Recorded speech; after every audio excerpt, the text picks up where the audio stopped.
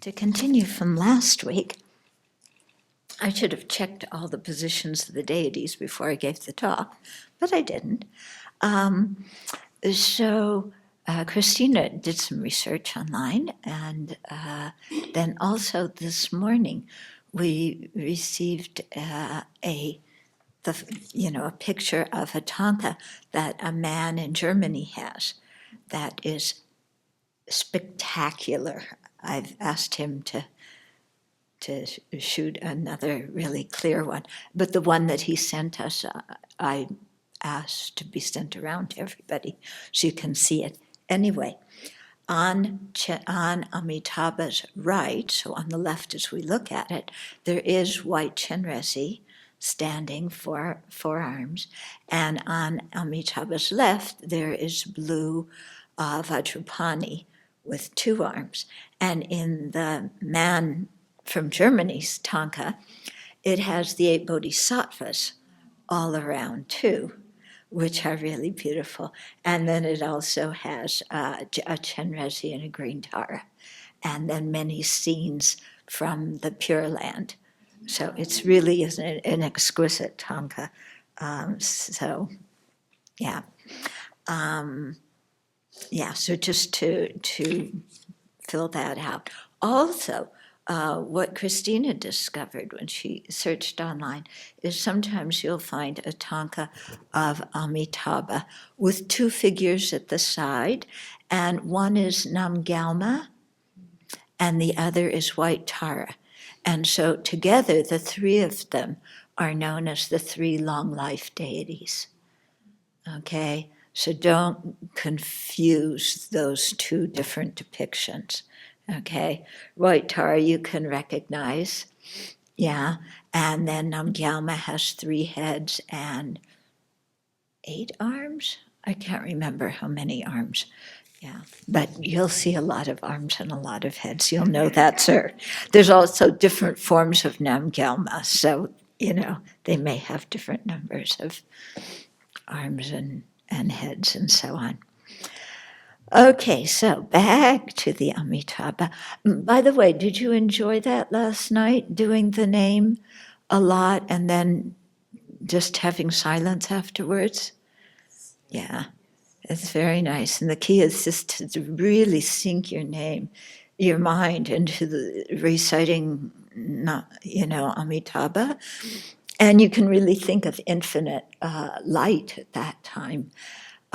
But just the thing of having to keep with your mind on the name when it's going so fast really helps the concentration. Yeah. Okay, so to continue with the teachings, we've been discussing a lot the causes of being reborn in the Pure Land, and it's not just the topic of the causes to be reborn there. It's the topic of what we should be cultivating in our Dharma practice, okay? Because you might say, causes to be reborn there, I'm not so sure I want to be reborn there, blah, blah, blah, blah.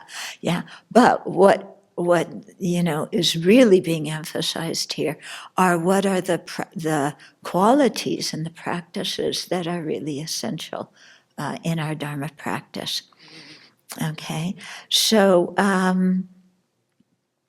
to continue, Han Shan Te Ching,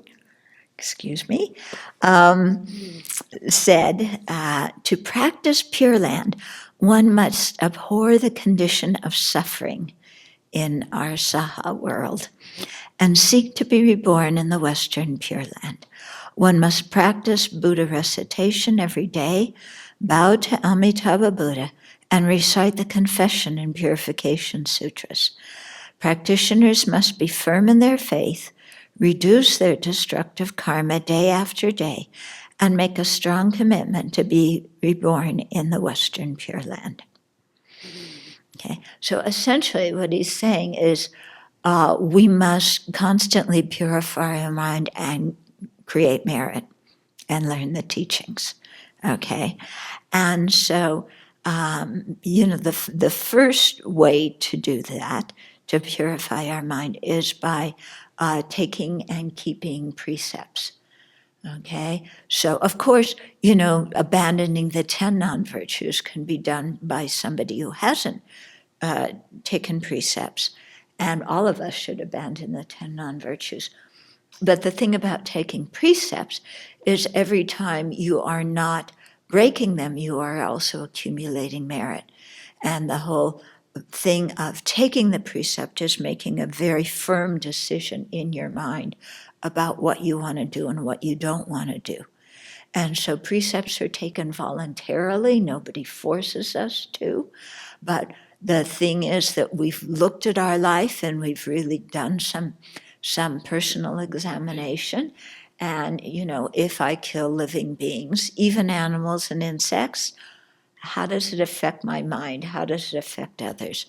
If I steal people's stuff, how does it affect my own self-esteem? How does it affect others? The same with unwise and unkind sexual behavior, the same with lying. Lying, you know, some of them are more difficult than others. Some people, you know, in the world have a really hard time with lying because if I lie, I can easily get some personal gain. Just as well, you know, unwise and unkind sexual behavior, it feels good. So we can justify all these kinds of things.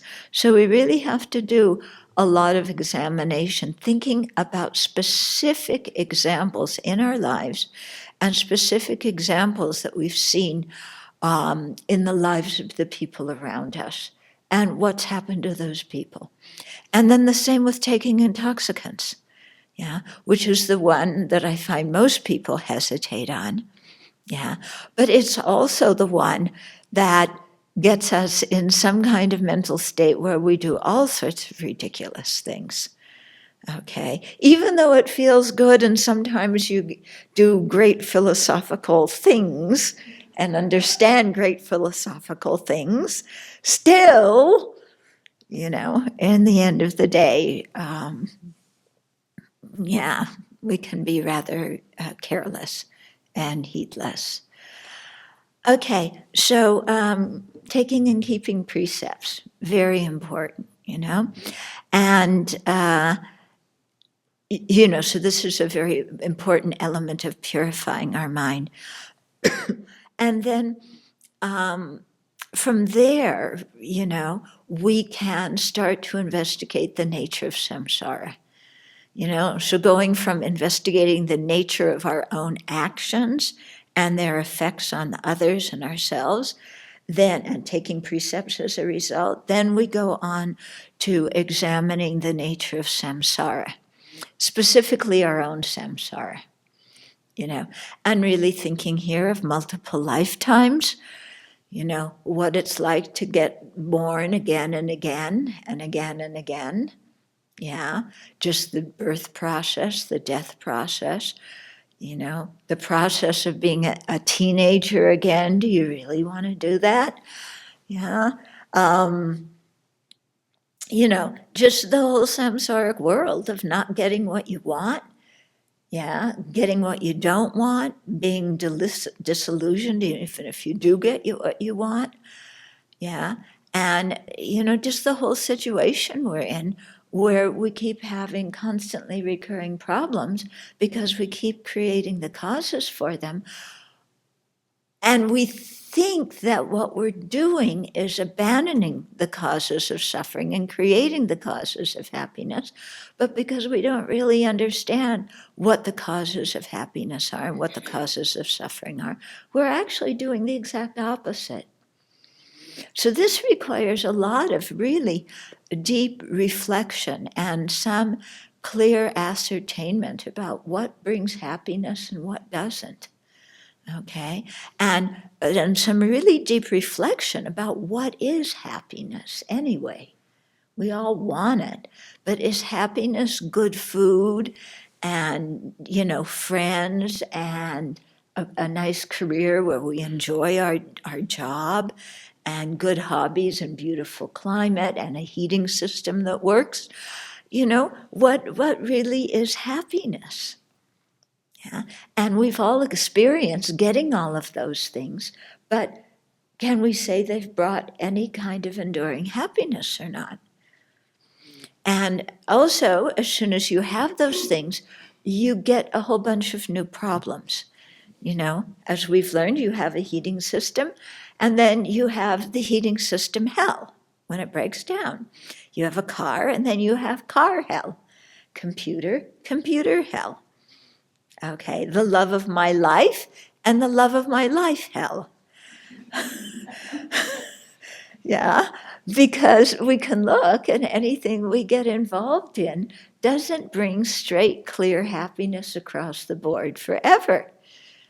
There's ups and downs, yeah? So if you want the ups in samsara, you got to be prepared for the downs too.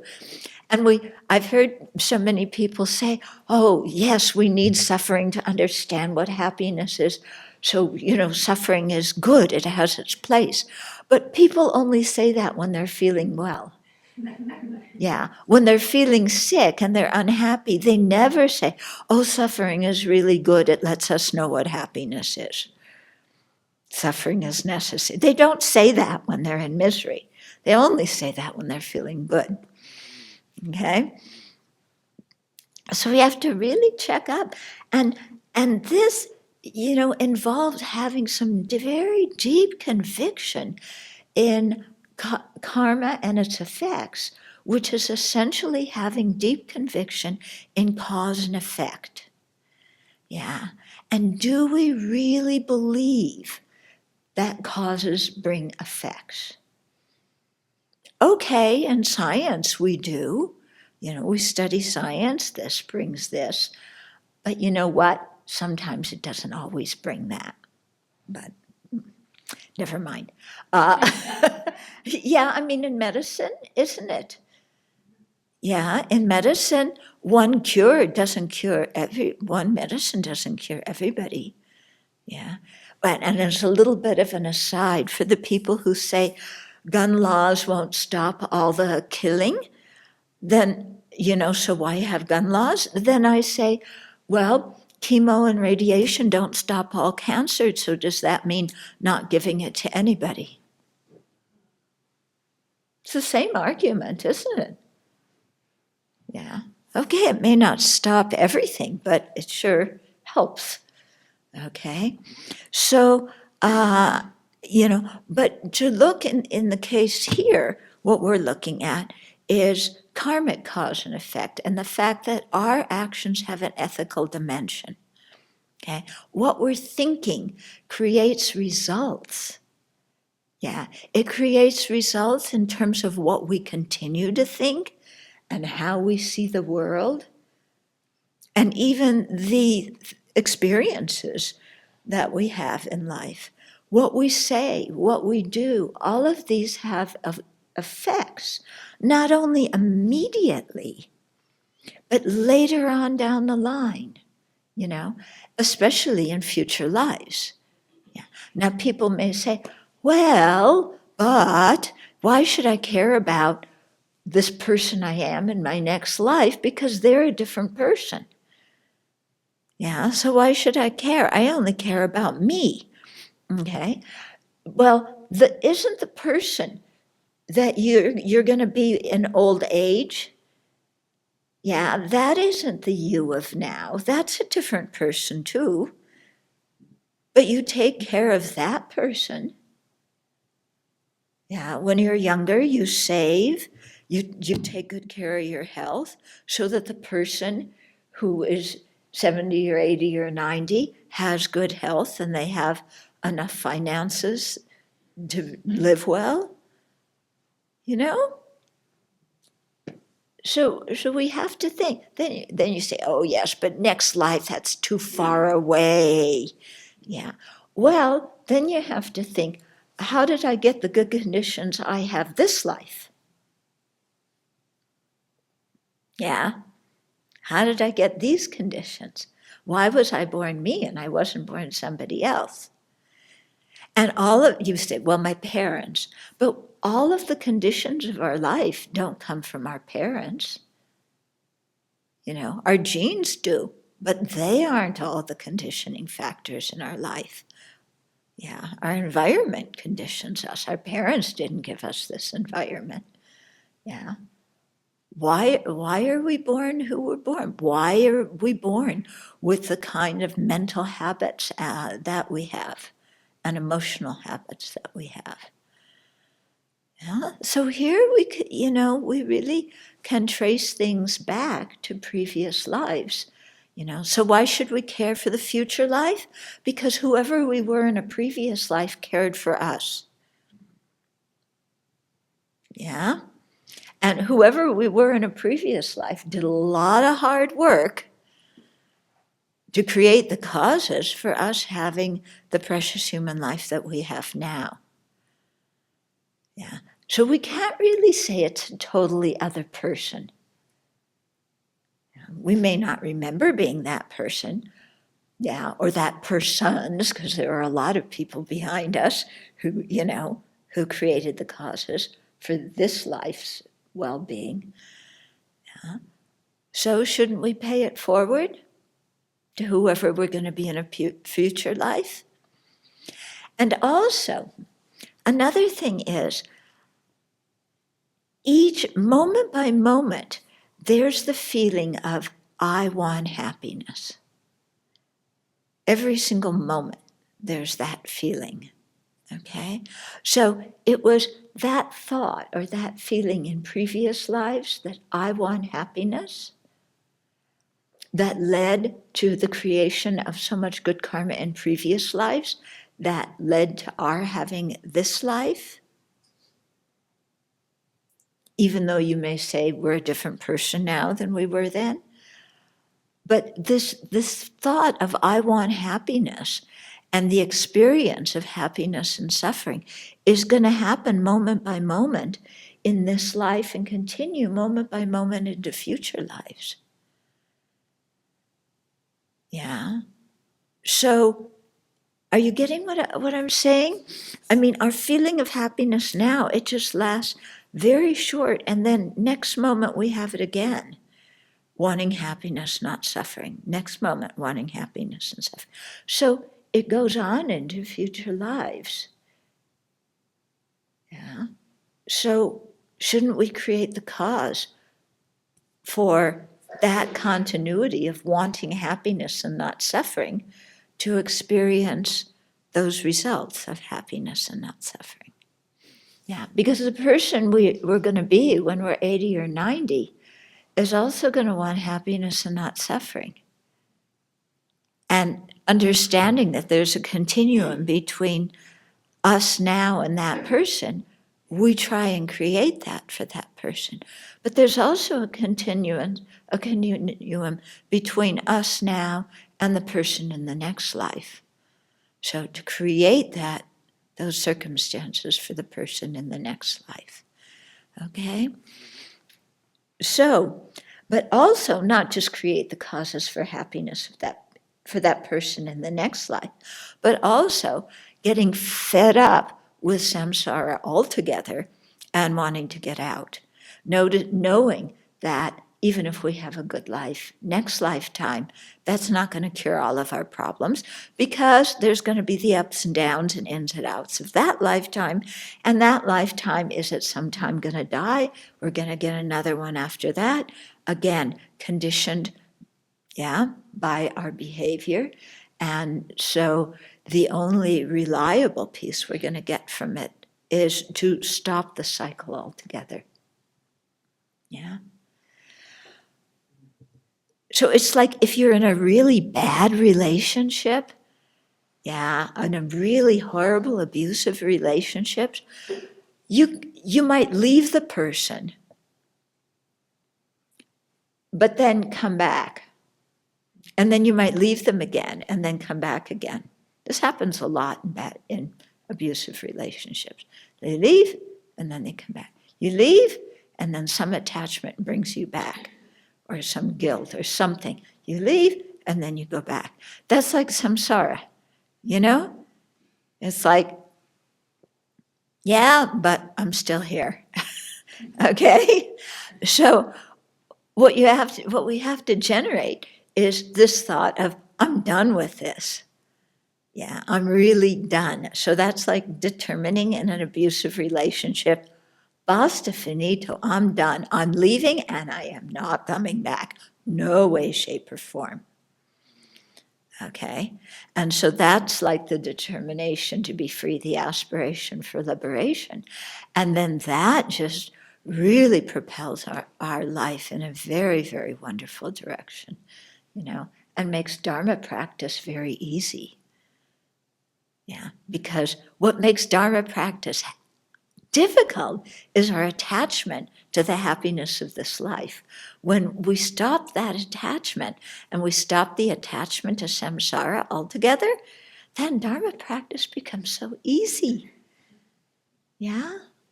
We don't worry about the same old things that we worry about now. Okay? So this is the kind of stuff that Han Shan Te Ching, with all due respect to mispronouncing his name, is telling us to do. Okay? And it's the same thing Jay Rinpoche and the Buddha told us to do. Okay? So this is all in a line. Okay? So this strong aversion to the dukkha of cyclic existence and a sense of spiritual urgency, that wants to be free.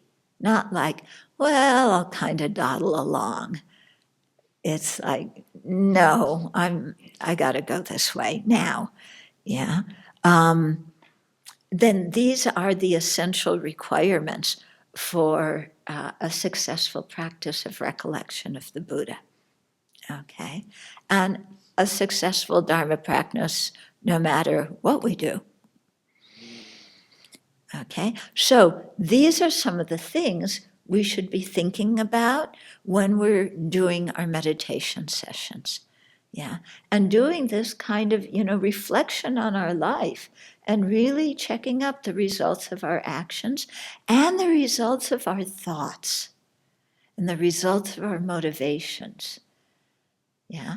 And then, you can do this at the beginning to create your motivation for doing the practice. Also, you can do it, while you're reciting the mantra. And then after you've done this kind of reflection, and you've really come to a conclusion, then think of Amitabha's light really coming into you and making your conclusion very firm, very integrated with your heart.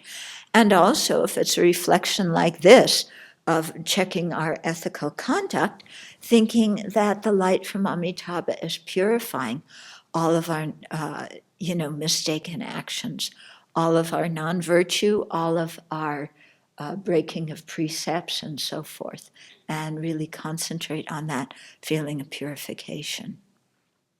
Okay? So that's also more for your meditation, what to think and do.